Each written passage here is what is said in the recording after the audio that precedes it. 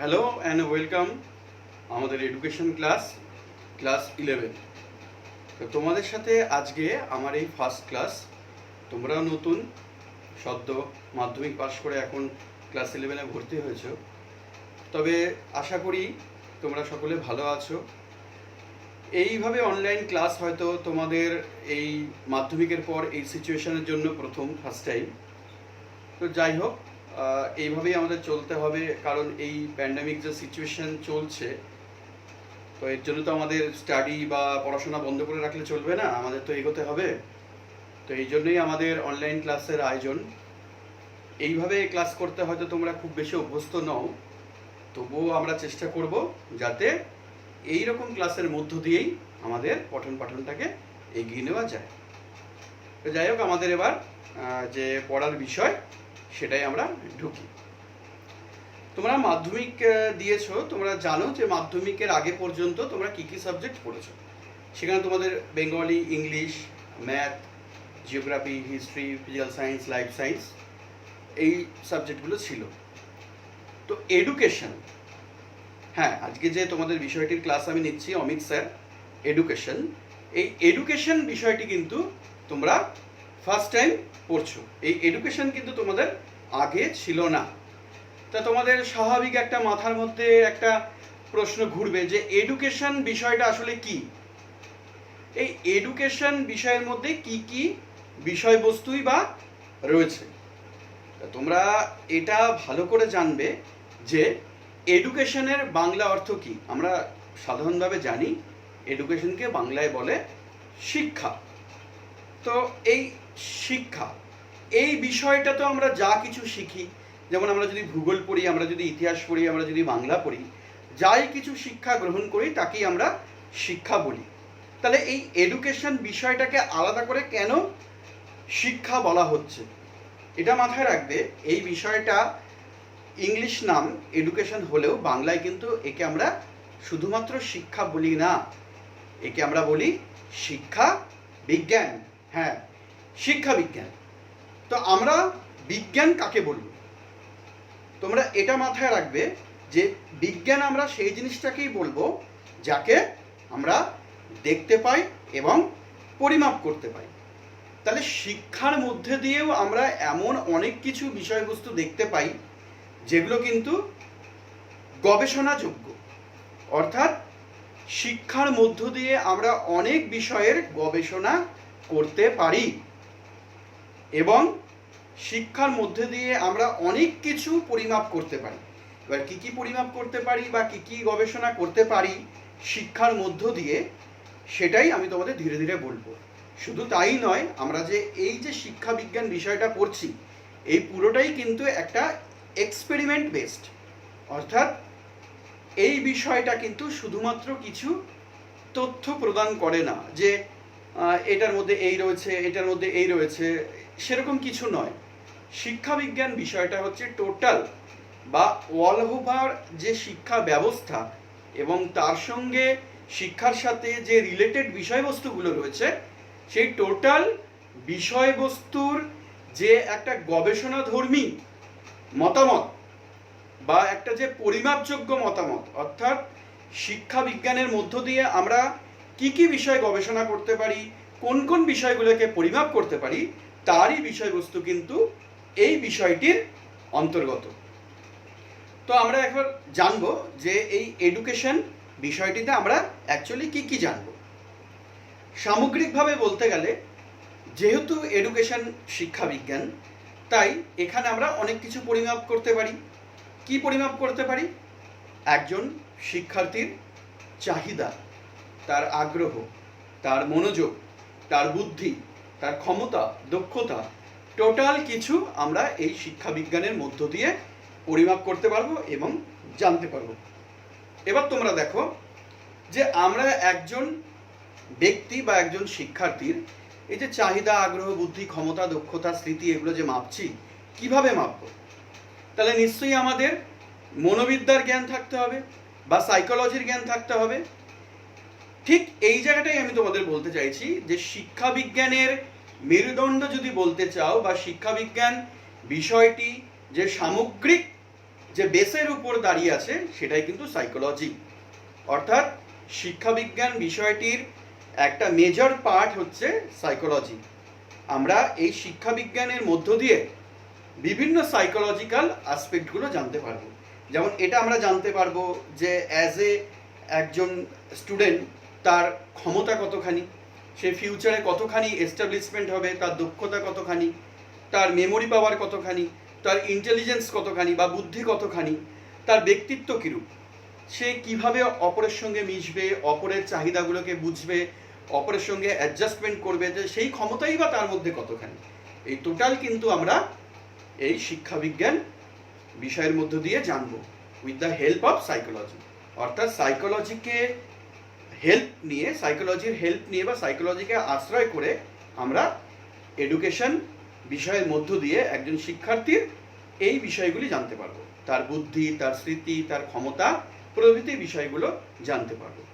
তোমরা একবার ভেবে দেখো যে তোমরা যখন নিচু ক্লাসে পড়তে বা 8, 9, 10 এরকম ক্লাসে পড়তে, তখন তোমাদের সাবজেক্টের কন্টেন্ট একরকম ছিল, একরকম বিষয় তোমরা পড়তে। যত তোমাদের হায়ার ক্লাস হচ্ছে ধীরে ধীরে কিন্তু যে সাবজেক্টের বিষয়বস্তুগুলো প্রথমে ছিল সেগুলো চেঞ্জ হয়ে একটু একটু করে কঠিন হচ্ছে। কেন কঠিন হচ্ছে? কেন 7 বা 8 বিষয়বস্তু 11 রাখা হচ্ছে না, বা 11, 12 যে জিনিসগুলো পড়ানো হয় সেগুলোকে কেন নিচু ক্লাসে দেওয়া হচ্ছে না? এটা কোনোদিন তোমাদের মাথায় কিন্তু আসেনি। এইটার একমাত্র কারণ হচ্ছে তোমরা ধীরে ধীরে ডেভেলপ করছো। তোমরা এর আগে যে পিরিয়ডটা কাটিয়ে এসছো, ছোটোবেলায় তোমরা যে শৈশবকাল কাটিয়ে এসছো, বাল্যকাল কাটিয়ে এসে এখন তোমরা কৈশোরকালে পড়েছো। এই যে কৈশোরকাল, যেটাকে আমরা বলি অ্যাডোলেসেন্স পিরিয়ড, এই কালটা হচ্ছে সবচেয়ে বেশি ডেঞ্জারাস কাল।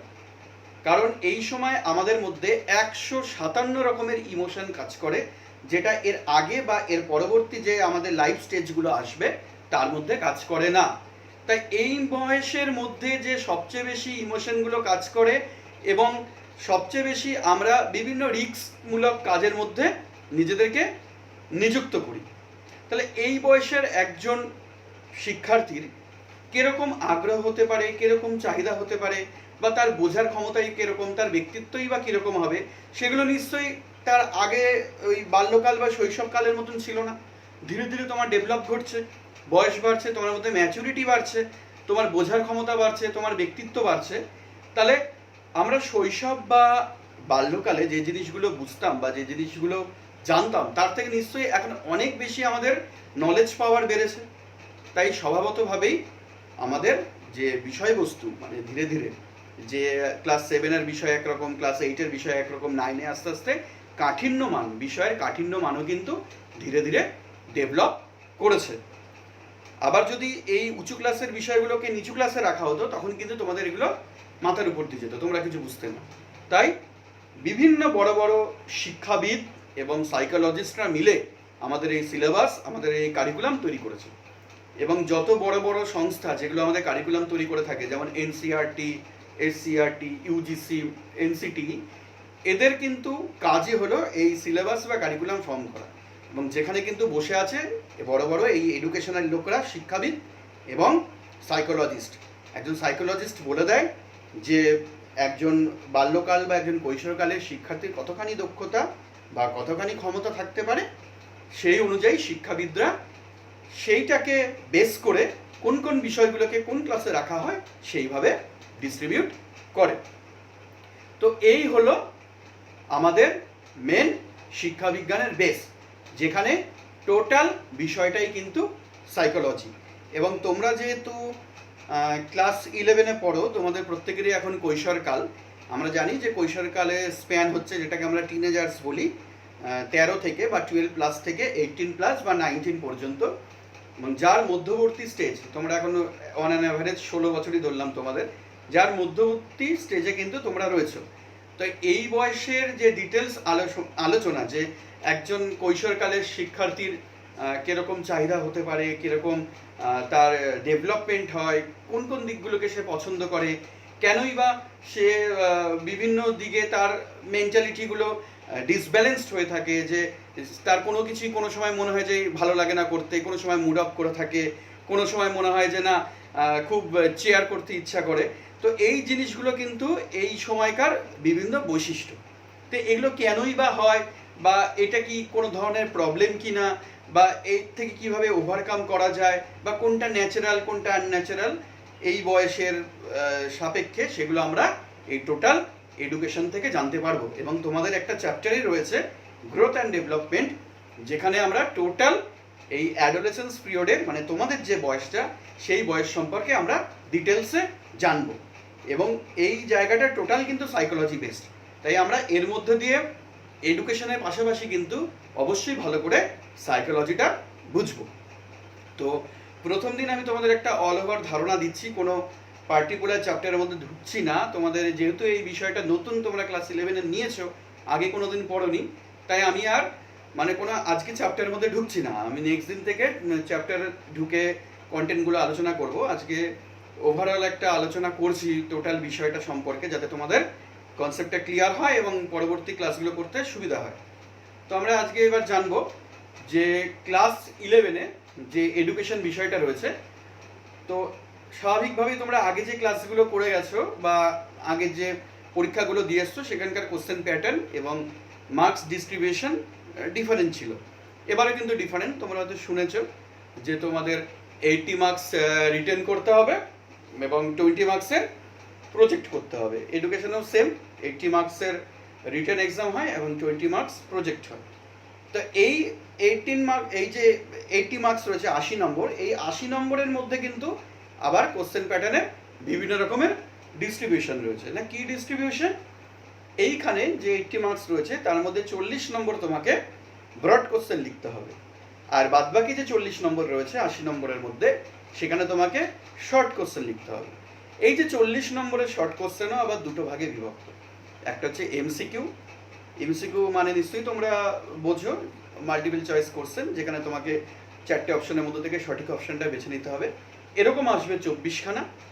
আর এক কথায় উত্তর দাও, যেটাকে আমরা বলি এসএকিউ, এরকম আসবে তোমাদের 16খানা। তাহলে এই 24 আর 16 এই নিয়ে হচ্ছে টোটাল 40, আর 40 মার্কসের আসবে ব্রড কোশ্চেন, এই নিয়ে 40 + 40 80, আর 20 মার্কস প্রজেক্ট, টোটাল 100।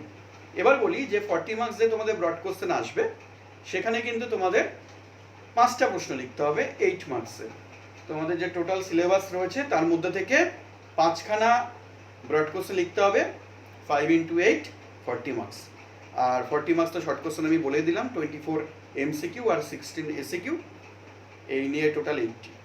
তো এবার আমরা সিলেবাসটা ঢুকি। ক্লাস 11, এটা মাথায় রাখবে, ক্লাস 11 যেহেতু ওইভাবেই মিল রেখে তোমাদের 11খানা চ্যাপ্টার রয়েছে টোটাল সিলেবাসে, যেটা ক্লাস 12-এ স্বাভাবিকভাবেই 12টা চ্যাপ্টারে চেঞ্জ হবে। তো যাই হোক, যেহেতু তোমাদের ক্লাস 11-এ 11টা চ্যাপ্টার রয়েছে, তো এখানে আমরা দেখব 3টে গ্রুপ রয়েছে। আমাদের যে টোটাল সিলেবাসে 3টে গ্রুপ রয়েছে। ফার্স্ট গ্রুপ যেটা রয়েছে সেখানে আমরা বেসিক জিনিসগুলো জানবো এডুকেশনে, যে এডুকেশন কি বা শিক্ষা বিজ্ঞান বিষয়টা কি, তার বিভিন্ন রকমের লক্ষ্য কি, তার বিভিন্ন রকমের ধারণা, তার অর্থ, তার উদ্দেশ্য, তার কাজ, শিক্ষার কাজ কি, এগুলো আমরা জানবো। এবং শিক্ষার সঙ্গে যেসব বিষয়গুলো জড়িত রয়েছে, যেমন আমরা শিক্ষক, যে একজন আদর্শ শিক্ষকের কি গুণাবলী হতে পারে, একজন শিক্ষার্থীর কি ডিউটিস রয়েছে, একটা বিদ্যালয়ের কি বৈশিষ্ট্য হতে পারে, এবং বিদ্যালয় পরিবেশের কি তাৎপর্য রয়েছে শিক্ষার ক্ষেত্রে, এগুলো আমরা সমস্ত কিছু গ্রুপ 1 থেকে জানতে পারবো। এবার গ্রুপ 1-এর আরও রয়েছে যে বিভিন্ন যে শিক্ষার ধরন, যে শিক্ষা কোথায় কোথায় দেওয়া হয়। যেমন আমরা জানি যে স্কুল, কলেজ, ইউনিভার্সিটি ছাড়াও আমরা বাড়িতেও কিছু পড়াশোনা করি এবং ডিস্টেন্সেও পড়াশোনা করি। তো এই যে ডিস্টেন্স লার্নিং বা ঘরের পড়াশোনা বা বাড়ির পড়াশোনা এবং স্কুল কলেজের যে পড়াশোনা, তো নর্মাল যেটা রয়েছে সেটা তোমরা জানোই। তো এইগুলো কিভাবে পরিচালিত হয় বা এর সঙ্গে এদের মধ্যে বেসিক ডিফারেন্স কি, বাড়ির পড়াশোনার সাথে ডিস্টেন্স এডুকেশন বা নর্মাল স্কুল কলেজের পড়াশোনার মধ্যে কি পার্থক্য রয়েছে, এগুলো আমরা সব গ্রুপ 1 বা গ্রুপ এ থেকে জানব। গ্রুপ বিতে রয়েছে টোটাল, আগে বলে নিই, গ্রুপ এতে টোটাল 3টে চ্যাপ্টার রয়েছে, আর 4th চ্যাপ্টার থেকে গ্রুপ বি শুরু। গ্রুপ বি এর মধ্যে 5খানা চ্যাপ্টার রয়েছে। এই গ্রুপ বি এর মধ্যে কি কি রয়েছে না, এখানে আমরা জানবো সাইকোলজি কি। গ্রুপ বিটা পুরোটাই সাইকোলজি বেসড। এখানে আমরা জানবো যে সাইকোলজি কি, সাইকোলজির কাজ কি, সাইকোলজি কিভাবে এডুকেশনকে ইনফ্লুয়েন্স করে, বা এডুকেশনের সাথে সাইকোলজির কি রিলেশন, সেগুলো আমরা এই গ্রুপ বি থেকে জানবো। এছাড়াও আমি একটু আগে বলছিলাম যে বিভিন্ন স্টেজ, যেমন অ্যাডোলেসেন্স পিরিয়ড, তারপরে তোমাদের যে শৈশবকাল বা বাল্যকাল, এই যে বিভিন্ন যে আমাদের যে লাইফের যে বিভিন্ন স্টেজেসগুলো রয়েছে, এগুলো যে কী কী ডিম্যান্ড, এই সময় কী কী ডিম্যান্ড, আমাদের প্রত্যেকটা স্টেজে কী কী গ্রোথ অ্যান্ড ডেভেলপমেন্ট হয়, এবং গ্রোথ অ্যান্ড ডেভেলপমেন্টের সাথে সাথে আমাদের পার্সোনালিটি, আমাদের বুদ্ধি, আমাদের ডিম্যান্ড, আমাদের স্মৃতি বা মেমোরির কী করে চেঞ্জেস আসে, এগুলো আমরা গ্রুপ বি থেকে জানতে পারবো। এছাড়াও আমরা জানতে পারবো আমাদের নলেজ বা আমাদের জ্ঞান কিভাবে ফরম্যাট করে, আমাদের নলেজ ফরমেশন কিভাবে হয়, সেগুলো আমরা এখান থেকে জানবো। আমাদের ম্যাচুরেশন, আমাদের যে বিভিন্ন রকমের আমাদের গ্রোথ অ্যান্ড ফিজিক্যালি ডেভেলপমেন্ট ঘটে, যেটাকে আমরা বলি ম্যাচুরেশন, সেগুলো কিভাবে হয়। এবং আমরা জন্মের সময় অনেক কিছু জানতাম না, ধীরে ধীরে সেগুলো শিখি, যেগুলোকে আমরা বলি লার্নিং। সেই লার্নিংটাও আমাদের কি করে হয়, এই জিনিসগুলো কিন্তু আমরা টোটালি জানতে পারবো গ্রুপ বি থেকে। এবার আসি আমরা গ্রুপ সি। হ্যাঁ, গ্রুপ সি এর মধ্যে আমাদের কি কি রয়েছে? গ্রুপ সি এর মধ্যে আমরা জানবো যে কিভাবে আমাদের প্রাচীনকালের শিক্ষা ব্যবস্থা পরিচালিত হতো, যেখানে তোমার ওই বৌদ্ধিস্ট মানে বুদ্ধ যুগের শিক্ষা, ব্রাহ্মণ্য যুগের বা বৈদিক যুগের শিক্ষা ব্যবস্থা কীরূপ ছিল, তার সঙ্গে এখনকার শিক্ষা ব্যবস্থার কী পার্থক্য, তারপর মুসলিম যুগের শিক্ষা ব্যবস্থা কেমন ছিল, তার সাথে আমাদের এখনকার কী পার্থক্য। এছাড়াও আমরা জানবো যে স্বাধীনতার আগে আমাদের ভারতবর্ষে 1800 সালের পর থেকে, যখন থেকে আমাদের আধুনিক যুগ শুরু হয়, 1800 সাল থেকে স্বাধীনতার আগে 1947-এর আগে পর্যন্ত আমাদের শিক্ষা ব্যবস্থা কিভাবে পরিচালিত হতো, তার তখন কি কি কমিশন গড়ে উঠেছিল, সেই কমিশনগুলো শিক্ষা সম্পর্কে কি কি বলেছিল, এগুলো আমরা জানবো। এছাড়াও আমাদের সিলেবাসে রয়েছে 5 জন শিক্ষাবিদ, যেটা ভীষণ ভীষণ ইম্পর্টেন্ট। পরীক্ষায় প্রত্যেকবার কোনো না কোনো একটা শিক্ষাবিদের শিক্ষাক্ষেত্রে অবদান আসেই। সেই 5 জন কে কে? না, রামমোহন রায়, বিদ্যাসাগর, বিবেকানন্দ, রবীন্দ্রনাথ ঠাকুর এবং গান্ধীজি। এরা শিক্ষায় কি তাদের কন্ট্রিবিউট করেছে বা শিক্ষা ব্যবস্থাকে কিভাবে এগিয়ে নিয়ে গেছে, তাদের কি অবদান রয়েছে, এগুলো আমরা টোটাল একদম লাস্টের থেকে জানবো। খুব ইম্পর্টেন্ট এই চ্যাপ্টারটা। তা টোটাল আমাদের এই 11টা চ্যাপ্টার, যেখানে গ্রুপ এতে রয়েছে 3টে চ্যাপ্টার, গ্রুপ বিতে 4টে চ্যাপ্টার এবং গ্রুপ সিতে 4টে চ্যাপ্টার। তা টোটাল 3+4+4, এই নিয়ে টোটাল আমাদের 11টা চ্যাপ্টার রয়েছে। আমরা ডিটেলসে জানলাম। তো যাই হোক, আশা করি তোমাদের বোঝাতে পারলাম যে এডুকেশন বিষয়টা কি এবং এর মধ্যে কি কি জিনিস রয়েছে, সিলেবাস কি, এর কোশ্চেন প্যাটার্ন কি। খুব সংক্ষেপে সমস্ত কিছুটা আলোচনা করে দিলাম। তো তোমরা ভিডিওটি দেখো, ভিডিওটি দেখে যদি কারো কোনো মনে প্রশ্ন থাকে বা এক্সট্রা কিছু জানতে চাও, তাহলে অবশ্যই আমাকে ফোন করতে পারো, বা আমাদের যে এডুকেশন গ্রুপের হোয়াটসঅ্যাপ গ্রুপটা রয়েছে সেখানে SMS করতে পারো, অবশ্যই জানাবে। তো যাই হোক, ভালো থেকো, সুস্থ থেকো, বাড়িতে থেকো এবং গাইডলাইনগুলো মেনে চলো, এবং ভিডিওটি দেখে ক্লাসটা বোঝার চেষ্টা করো। তো নেক্সট দিন আমি প্রথম চ্যাপ্টার নিয়ে তোমাদের সামনে হাজির হব। ততক্ষণের জন্য টাটা।